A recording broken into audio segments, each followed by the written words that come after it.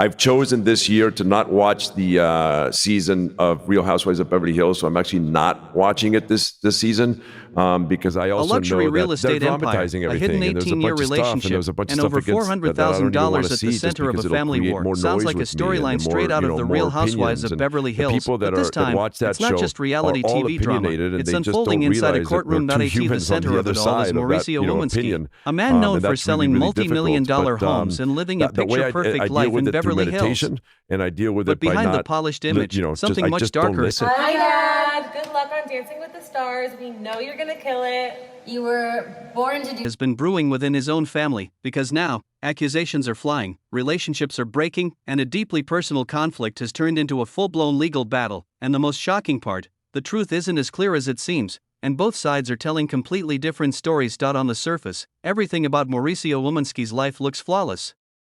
Multi-million-dollar deals, a thriving business, and a glamorous presence on the Real Housewives of Beverly Hills. He's built an image that screams success from every angle, from luxury homes to high-profile connections. It's the kind of lifestyle most people only see on TV.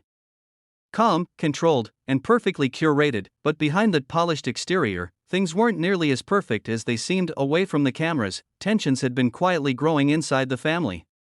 Conversations turned into disagreements, and disagreements slowly turned into something much more serious, because while the world saw success and stability, those closest to the situation were beginning to notice something was off. And it all started with one relationship that, for years, stayed mostly out of the spotlight. But that silence wouldn't last forever. Then came the moment no one saw coming, a lawsuit that would pull everything into the spotlight. It was Sharon Umansky who made the first move, filing legal action that immediately raised eyebrows.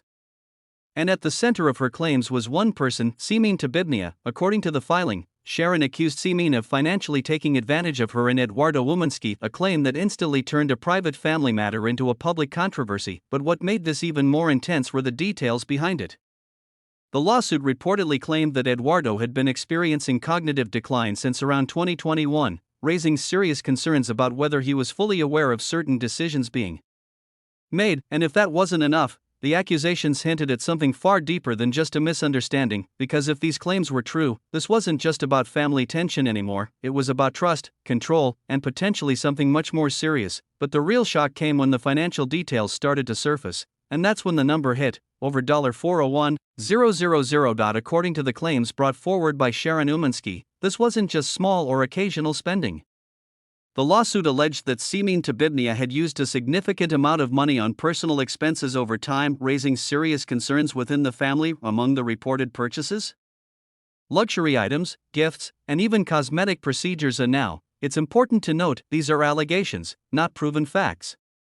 But once those details became public, they quickly sparked intense reactions, because to some, it painted a picture of someone possibly taking advantage of a vulnerable situation, especially considering the claims about Eduardo Umansky's mental state. But others weren't so quick to jump to conclusions. Online, people began asking a different question: what if this wasn't manipulation at all?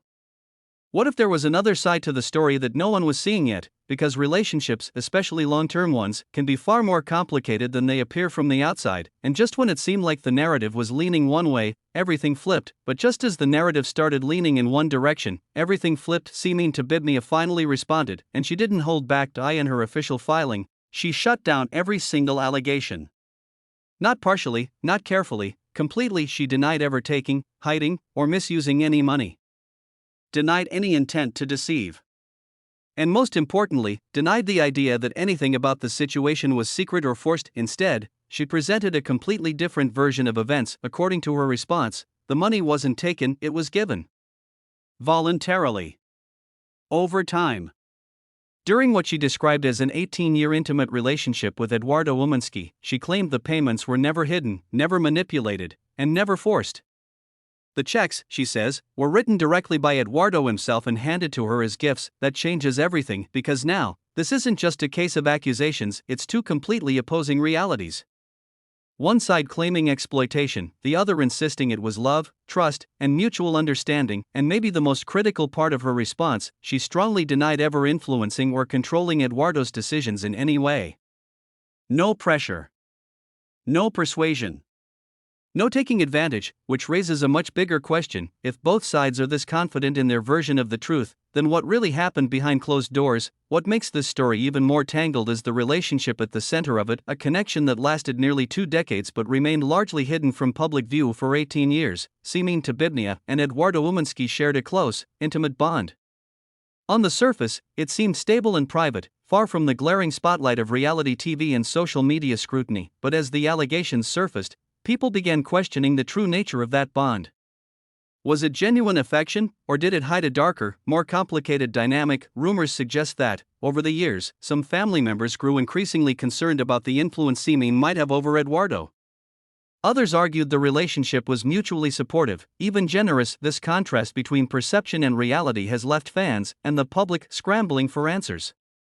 Because when someone spends nearly 2 decades with another person, the lines between love, loyalty, and financial entanglement can become almost impossible to untangle, and just when you think you have a clear picture of what happened, the legal actions reveal there's more drama lurking behind the scenes, because this isn't just a story about money, it's a story about trust, family bonds, and relationships that aren't always what they appear to be. And as the courtroom battles continue, one thing is certain: the truth remains deeply complicated, and the fallout is far from over. The tension didn't stop at lawsuits and financial claims, things escalated even further. Last year, Eduardo Umansky took the drastic step of obtaining a restraining order against Seeming to Bibnia, signaling just how serious the conflict had become. But the story didn't end there. Seeming attempted to secure her own protective order, claiming she needed legal protection as well, but the court denied her request. This back and forth shows just how fractured the relationship had become, turning what may have started as a private dispute into a public legal battle filled with tension, accusations, and personal attacks. Fans and onlookers are left wondering, what really happened behind closed doors? Was this a simple family disagreement blown out of proportion, or the result of years of unresolved conflict and mistrust? And now, with restraining orders and court filings dominating headlines, the situation isn't just about money anymore, it's about control, influence, and the personal dynamics of a family at war. And while Mauricio tries to navigate this storm, the public watches closely, waiting to see who will come out on top, or if anyone will emerge unscathed, caught in the middle of all this chaos is Mauricio Umansky himself. Publicly, he's known for his luxury real estate empire and his composed, sophisticated persona on The Real Housewives of Beverly Hills. But behind closed doors, he's facing a family divided and a legal storm he can't control. Mauricio's position is complicated. His sister is taking legal action against his father's longtime partner, while Seeming insists she acted with honesty and love. Every development puts him in the center of a very public family feud. Fans are watching closely, speculating on social media about where his loyalties lie and how this might affect both his personal life and public image. The tension raises difficult questions. Can he remain neutral, or will this dispute drag him further into the controversy? Even for someone accustomed to high-pressure deals and media scrutiny, this is a challenge on a completely different level.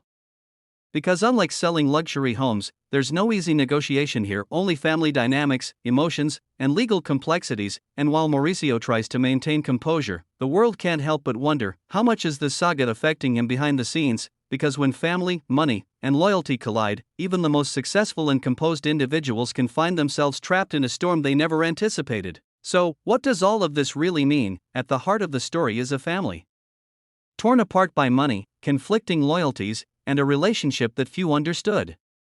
On one side, allegations of financial misuse and manipulation. On the other, claims of trust, love, and voluntary generosity. And in the middle, Mauricio Umansky,